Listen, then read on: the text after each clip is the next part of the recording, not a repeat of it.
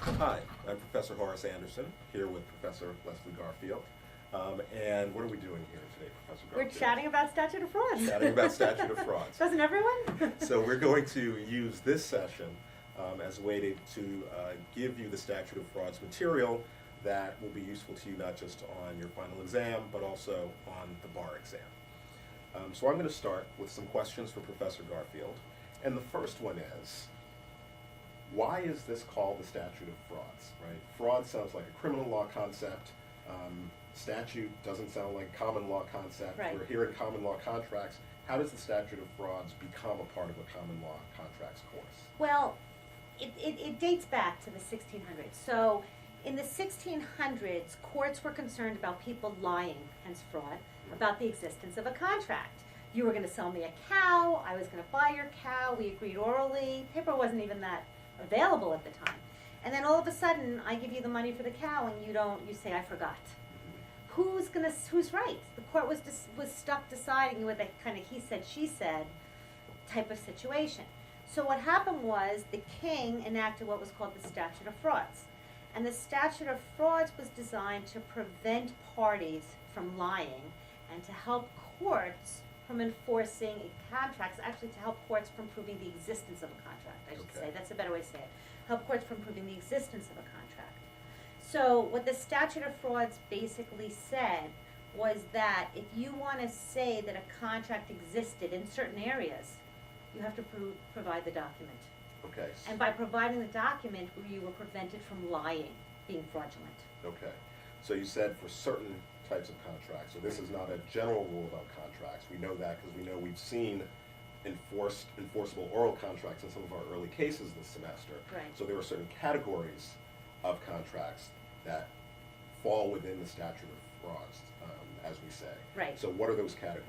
All right. Well, let me just say first and foremost, Yeah. we're going to talk about the 6 categories in a second, but know that even if you're in these 6 categories, there's still ways to get around the Statute of Frauds sometimes. Okay. Okay. We'll talk about those at the We'll end. talk about those at the end. Okay.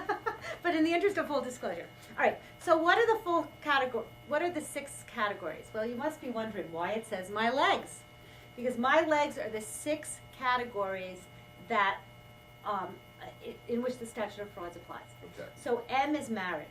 If there's a contract for marriage, and we'll talk about what that means a little bit in a moment, covered by the Statute of Frauds. L is land. If there's a contract for land, covered by the Statute of Frauds. E, oh, So all right. the M is marriage. M is marriage. Y is years. Sorry, I was doing my legs. M is marriage. Y is years. If there is a contract that cannot be performed within 1 year, it's enforceable by the Statute of Frauds. L is land. If there's a contract for land, covered by the Statute of Frauds. E is executorship. If there's a contract to be the executor of a will, covered by the Statute of Frauds. G is goods. If there's a contract for a good that is worth over $500, covered by the Statute of Frauds. And S is suretyship. So if there's a contract to be a surety, covered by the Statute of Frauds. So, if I agree to sell you land, we know it's L, covered by the Statute of Frauds. If I'm going to pay you to cut my hair, that's a service. Okay. That's not the S in my legs, not covered by the Statute of Frauds. Okay. You could have a contract that doesn't have to be in writing if it's for something not covered by one of the 6 categories. Okay. So let's talk a little bit more about some of these categories at least. The marriage one. Right. It's, correct me if I'm wrong, Mm-hmm. right? My vows that I take when I get married, those don't have to be in writing, right? Lucky you. No. Right. Those do not have to be in writing. I'm going to honor them anyway, of course. Good, but of course. I know you they will. don't have to be in Actually, I can writing. only kid because I know that you will. Right. Marriage goes more to the idea of prenups and postnups. Okay. So the idea is that we bring certain assets to the marriage, and there's a promise of what we're going to do with those assets, and there are some rights and duties that go along with marriage tied to those assets. Okay, so the prenup, postnuptial agreement, where there's something in exchange for the promise of marriage. Exactly. That's the sort of contract we're talking about. Right, and if you go back to the olden days, think dowry. Okay. You are going to marry my daughter, and in exchange, I'm going to give you land to farm. Okay, so that's that a sort of perfect contract example. had to be in writing. That's right. Fell within the Statute That's of exactly Frauds. right. Okay, got it. So marriage, Yep. it's where there's something given in consideration for the marriage. That's as exactly in the right. prenup or postnup Right, situation in the right, modern day, right. that's gonna be covered by the statute. Yes, but let me Okay. just say one thing. Yeah. It's in consideration of the marriage. A promise to marry Right. is not covered by the statute of frauds. Okay, so if I say just the bare promise to marry, not a statute of frauds. Not a statute of frauds. Okay, Okay. all right, so that's marriage. Right? Now what about years? Okay, years. You know, years is a good one to illustrate just how much current courts hate the statute of frauds. Okay, So let's talk about the Cluin case, Mhm. Flagship versus Cluin. So here's what happened in that case. The University of Connecticut decided it's going to build this, you know, mega dorm, retail area, gym facility kind of thing. And it was going to be completed in 3 phases. Okay. So there's phase 1, phase 2, phase 3. Flagship was the developer. So University of Connecticut contracts with Flagship to develop this, I'm going to call it a monstrosity because it was really big. And then Flagship hires Cluin to be its construction manager. So Flagship is going to develop it and Cluin is going to build it. okay, So Flagship and Cluin enter into an agreement, and the agreement is for Cluin to be the construction manager for all 3 phases. They only put the first phase in writing, but they agree that Cluin is going to do all 3 phases. okay. Okay? So the second and third phase, that's oral. Oral, orally not agreed. in writing. Okay, Okay, so everything is good except that Cluin didn't do a very good job with phase 1. okay, So Cluin does a bad job with phase 1, and Flagship says, we don't really want you for phases 2 and 3. And Cluin says, wait a second, we had a deal, we had an agreement. And Flagship says, prove it. It's not in writing, it doesn't satisfy the statute of frauds, and if it doesn't satisfy the statute of frauds, you can't prove the existence of a contract. okay, So that's a problem, right? Because phases 2 and 3 were oral. right, Now, why did it not satisfy the statute of frauds? Well, according to Flagship, it didn't satisfy the statute of frauds because this was for a monstrosity of a building. Mhm. Who can perform that in less than 1 year? right, Right? right, So you can't perform that in less than 1 year. I think about the pyramids and the little, you know, the Egyptians coming, millions Right. of them, but you can't necessarily perform it in 1 year.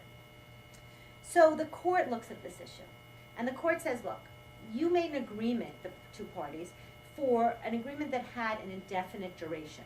okay. Now, what does indefinite duration mean to you? Could be short, could be long, Right. could be. Yeah, but indefinite Yeah, duration, right. doesn't that sound to you like it's going to go on and Sounds on like and on? it, right, sounds Okay, like we fine. don't know when it's gonna end, it could go on and on forever. That's exactly right. So the first question that the court said is, does a statute of indefinite duration satisfy the statute of frauds? Okay, And then the second issue that the court had to deal with is if it does satisfy the statute of frauds, right? or if it falls within I mean, the if it statute falls of within, frauds. well, that's why when I say satisfy Right. the statute of frauds. If it falls within the statute of frauds, actually, let's take the first question first before Okay. everyone's watching this differently. So the first question is whether there was a contract of indefinite duration. Okay, And they said there was a contract of indefinite duration. We didn't say the specific times. right. And then the question is a contract of indefinite duration, right? Does that fall within the statute of frauds? Okay, Right? That's how they handled it. Does it fall within the statute of frauds? And the answer is no. A contract of indefinite duration does not fall within the statute of frauds. Why? Because it can be performed within 1 year. so even if it would be crazy If for you- it to be performed within 1 year, because the only way you're getting this development done within a year is with, 10,000 workers, Right, right? right. And unlimited materials, Right. all working at the same time. Right. So even if it's that incredible, Right, if it's possible, right. then we're gonna consider it doable in under a year and not falling within the statute.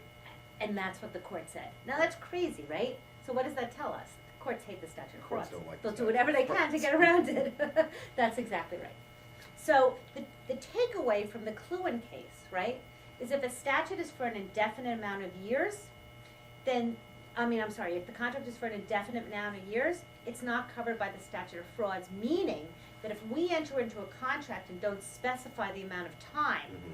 and I now want to sue you for the contract, I don't have to prove the existence of a writing. Okay, Let's take that one step further. Right. What if the contract between us is for you to complete 3 phases, phase 1 to be completed by 2014, phase Mhm. 2 to be completed by 2015, right, and phase 3 to be completed by 2016?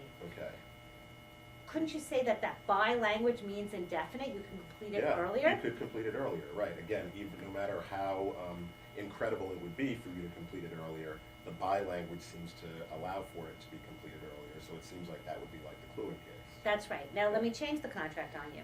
What if it is phase 1 to be completed on January 1st, 2014, phase 2 to be completed on January 1st, 2015 and not before, Okay. phase 3 to be completed on January 6th, 2016 and not before, Right. then what? Now you've got a statute of frauds contract, because now there's no way that you're able to complete that contract because under a year, because phases 2 and phases 3 don't allow for those phases to be completed, except in those out years, 2015 and 2016. That's exactly right. Okay. Okay? So, statute of frauds, the Y, years, means that if you agree to something for a year plus, and if the contract is clear that it's a year plus, covered by the statute of frauds. Okay. If it doesn't specify time, or if it could be completed within a year, Okay. not covered by the statute of frauds. Okay. So that's general contracts. Okay. Now, there's two other types of contracts that fall within this years category. Okay. One is what we call lifetime contracts, and the other is employment contracts. So let's talk about lifetime contracts first. Okay. I ask you, or I hire you, to mow my lawn for the rest of my life. Okay. Okay? Okay, can you do it? I don't know how to think about that one. You have a better job right now? Yeah. All right, so, covered by the statute of frauds, is that the kind of contract that the statute of frauds says should be in writing? What does your gut tell you? Well, after the Cluin case, Right. right, where the thing could last for more than 1 year, Right. but theoretically you could get it done within a year. Right. You hopefully will live a very long time, but there's a chance that You can you'll say be it. dropped dead tomorrow, That's right? We don't want that to happen, but it could happen. Right. So it seems like you, this contract could be completed, right, within a year. Right. Because we don't really know how long you're gonna live. So it seems like, just like the Cluin case, this lifetime contract would fall outside the statute of frauds. That's exactly right. Okay. So contracts for life outside the statute of frauds. And it's not, the book points this out, we didn't say it yet, but the words within the statute of frauds is the terminology we talk about when you're covered by the statute of frauds. So you're either outside or within. If the contract is that you will mow my lawn until I'm 65, then what? Well, then clearly. Yes, That clearly. contract is not gonna be completed for That's another right. 30 years, Yes, right? that's exactly right, Okay. 42 if you're counting. That's exactly right. So again, it's that indefiniteness that we learned about in Cluin that dictates it. And the same thing is true with employment contracts. So for employment contracts, there's a contract called at will, an at will contract, meaning that you work at my will. So I'm gonna pay you and you're gonna work for me until I say I don't want you to work for me anymore. Okay. Again, at will contracts, I could fire you tomorrow, I could fire you in 6 years. So those at will contracts are not covered by the statute of frauds, fall outside the statute of frauds. And let's just remind our viewers that when we say fall outside the statute of frauds, it means that the party bringing the cause of action need not prove the existence of a writing. Okay. So I think this is a good time, we're halfway through with the my legs, let's just say, if I say to you, I will hire you to teach at Pace Law School for 4 years, and then after year 3 I fire you and you want to prove we have a contract, do you have to have a writing for that situation? You're hiring me for a term of years. Right. So it's not at will. Right, And if you're hiring me for more than 1 year. right, Then it seems like that would be within the statute. that's exactly right. Now let's change it. I hire you to work at Pace Law School for as long as I want you here, and then after 3 weeks I fire you. And you want to say breach of contract, do you need a writing in order to prove the existence of that contract? No, because I'm at will. That's right. So I'm at will, and you've got the ability to fire me at any time, and so therefore, not within the statute, because it's not a contract that must be completed That's right, that's exactly right. outside of 1 year. That's exactly right. All right. Okay, good job. All right. I know this contract stuff. Thank God. All right, so we've got our first few categories. We've got marriage, years. Now let's talk about land. Okay, Okay, so a contract that transfers an interest in land Right. is covered by the statute of frauds. That's exactly right. Has to be in writing. Right. When we talk about a transfer of an interest in land, Right. does that just mean I sell you my house or I sell you some land, or are there other types of contracts that also fit under that umbrella? There are other types of contracts that fit under that umbrella, and I think to understand the L is you need to kind of get the history. Okay. So it used to be that I mean, it's still true actually, that families own land, especially in feudal times, and that was what they owned, and that was what they had, and those were their assets. And so Right. families had the right to will the land to future generations, or they had a property interest in the land for future generations. So I had a choice. I could sell you my land tomorrow, or I could promise that upon my death, I will transfer my land to you.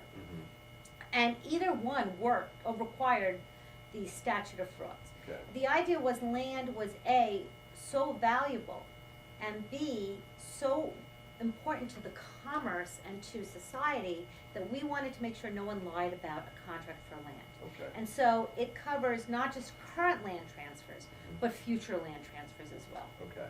And it covers not just outright sale, but it covers transferring by will. Yep. Does it also cover leases? Well, that depends. Okay. Okay, and it's funny because here we have a marriage of land and years. Okay. It generally covers leases that are 1 year or more. Okay. Short-term leases, it doesn't necessarily cover. Now, when I say generally, many jurisdictions have rules, and some can say 6 months and some can say 9 months, but the general guideline is short-term leases are not covered by the statute of frauds. Okay. Long-term leases, leases of a year or more, are. Are covered. Okay.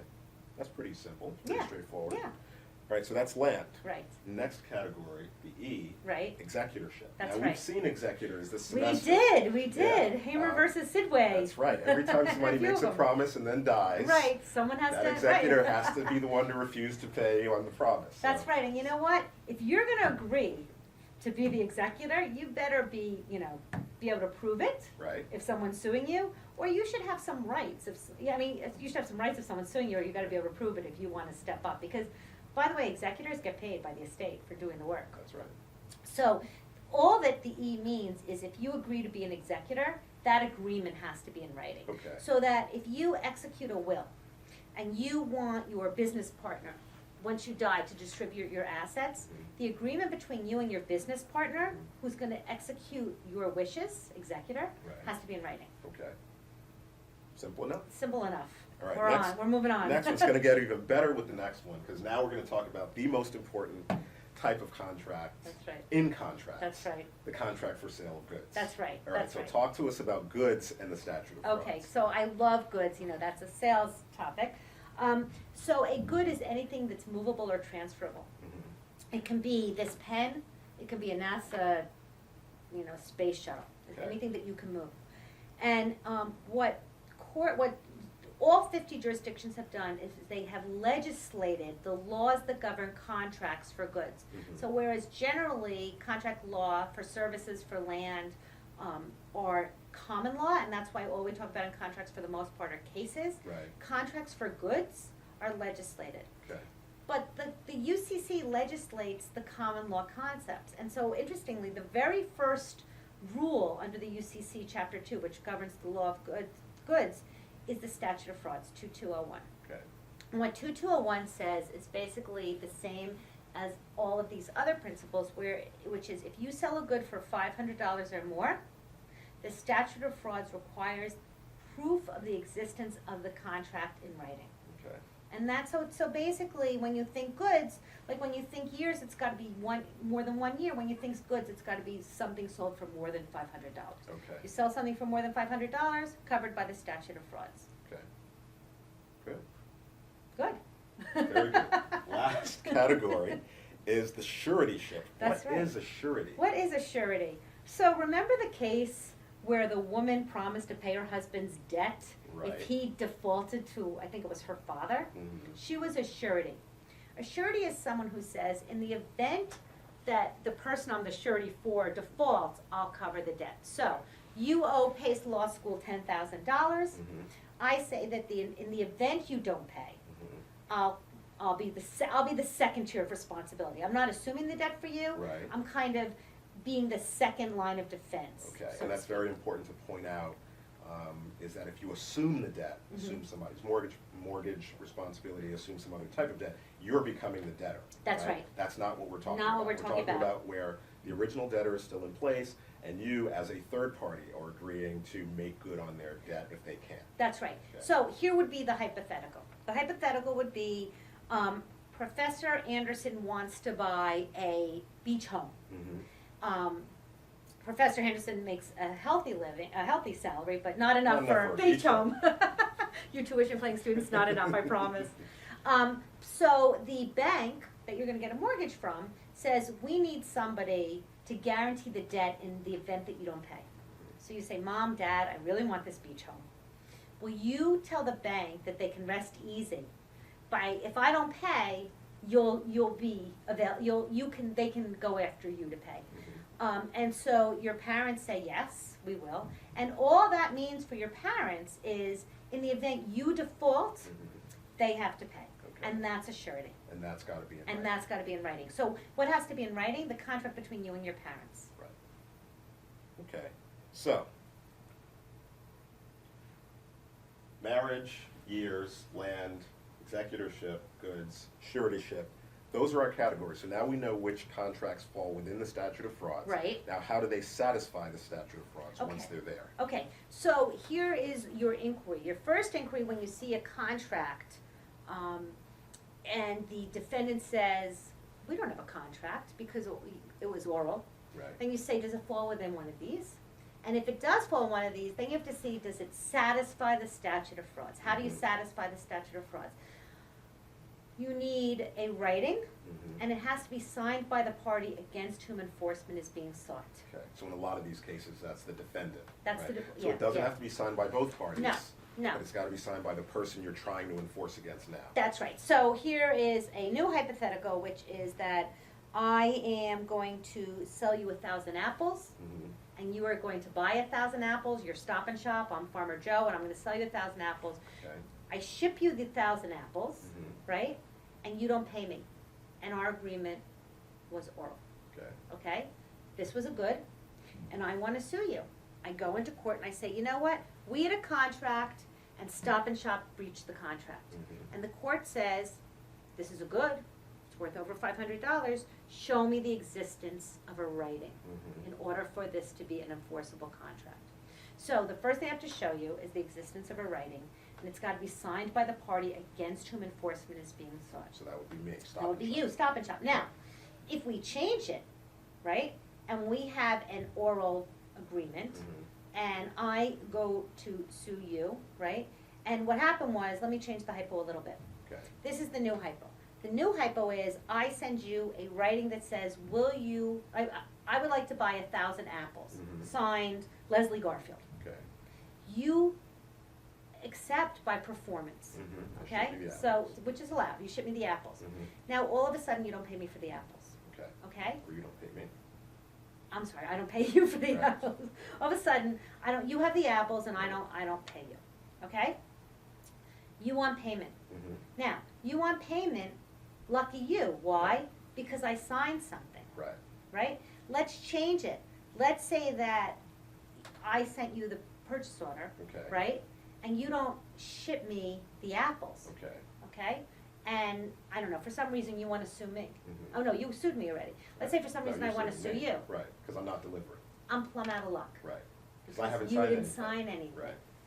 All right, so let's just repeat that really quickly, because I Okay. think we made it more complicated than it needed, or I made it more complicated than it needed to be. If there's a signed writing by the party, the buyer, Okay. okay, I'm the buyer of the apples, you're the seller of the apples. I sign a writing saying I'd like to buy 1,000 apples from you, right? Okay, you ship me the apples, I don't pay. Right. I've signed the writing, satisfies the statute of frauds. Okay. Okay, I asked to buy the apples, I asked to buy the apples, I send you a payment for the apples, you don't ship them, right? Right. I wanna prove statute of frauds, cause you're now the defendant, but Right. you never signed anything, Right. I'm plumb out of luck. Doesn't satisfy the statute of Exactly, frauds. okay. Now, let's talk about what kind of signing there must be, Okay. okay? So, generally speaking, and the book talks about who, what, where, there's gotta be a writing, right? And it's gotta kind of show a manifestation of assent, so to speak, an intention to be bound. Okay. And it's gotta loosely sketch out the terms of the agreement. Okay. It doesn't have to be specific. It doesn't have to have every term. Okay. So remember Lucy versus Zemmer? Right. And do you remember what they signed that document on? Yeah, the little restaurant check. That's exactly right. Do you Right. remember who signed that document?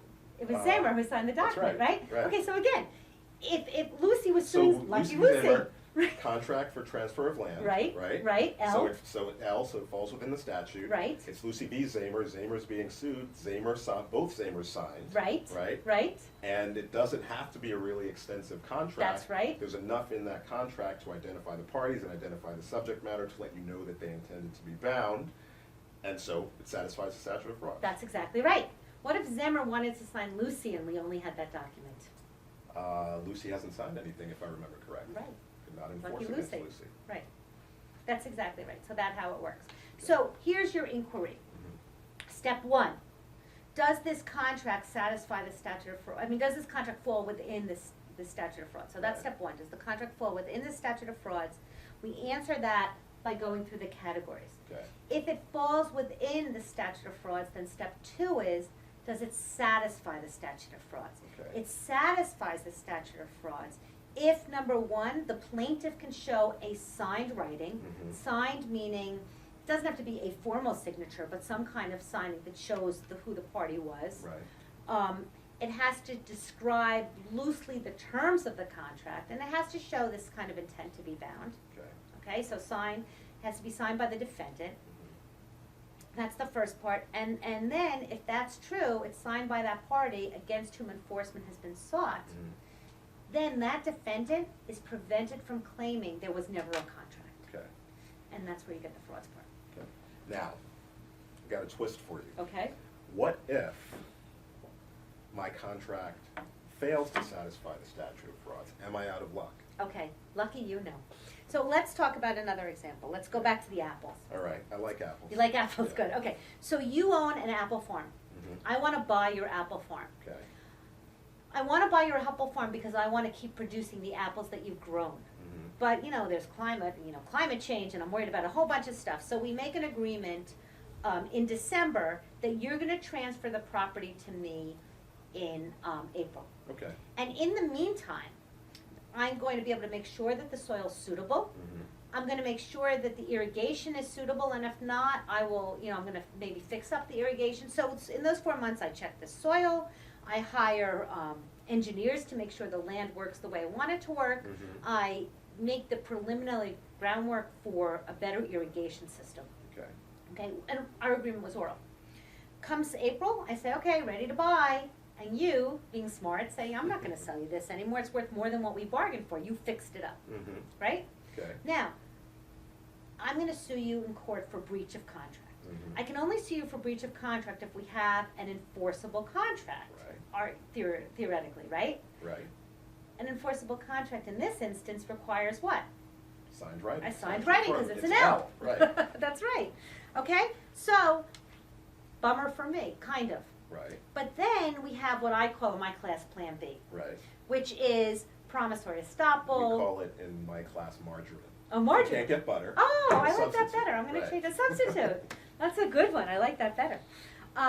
So even though there is not an enforceable contract by the statute of frauds, 2 things happened here. Right. One, I relied on your promise, Mhm. right? Right. And so there's a reliance issue that I should be made whole in reliance of the promise. Okay. And 2, you were unjustly enriched.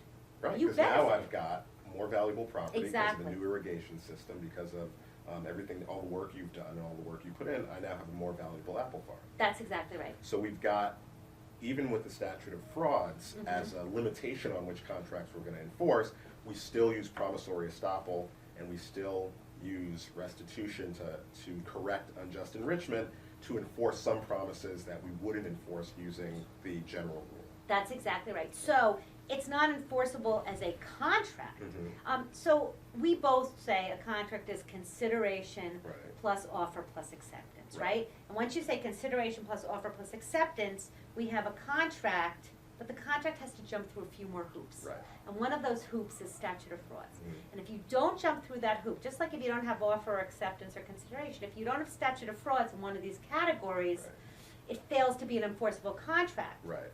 But the same theory we've used for lack of offer, lack of acceptance, lack of consideration applies for lack of statute of frauds. Okay. If there's no enforceable contract, I'm drawing the contract, Right.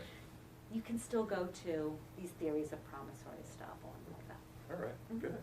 Wow. So I've got one last question. for you. Okay, great. So all this started in the 1600s. Right. Right. Pen and ink on paper. Kind of, quills, yes. Quills, yeah, quills dipped in ink That's on right. big parchment paper, Everybody right? know, do you know what a quill is, guys? I hope so. But now we don't really do a lot of contracts that way anymore. So Right.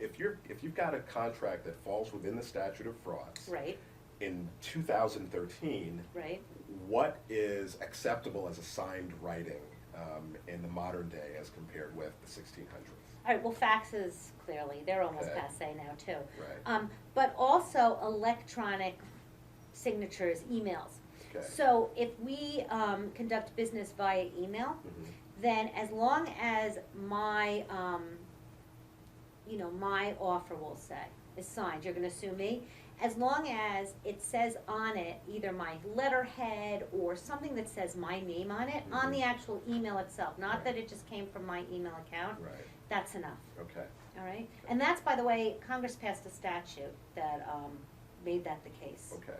So Okay. we've got, even though this is 400, almost 500-year-old doctrine, it has been updated, and in addition to paper and pen and fax, we can use electronic documents and electronic signatures to satisfy the statute of frauds. That's exactly right. So, all right, so it's fun. Yeah. But before we end, I just want to, I know we're both into analysis and we've said this before, but I just want to, Yeah. can I The summary. I want to summarize. All right, so here's how it works. In order for there to be a contract, there needs to be consideration plus offer plus acceptance. And that's true for all contracts. They can be contracts for land, they can be contracts for services, cutting my hair, mowing my lawn. They can be contracts for goods, Mhm. right? Now, great.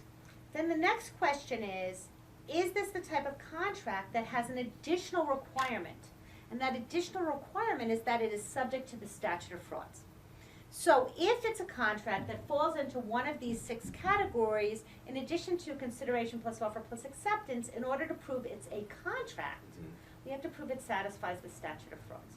So, step 1, does it fall within the statute of frauds? Mhm. Step 2, does it satisfy the statute of frauds?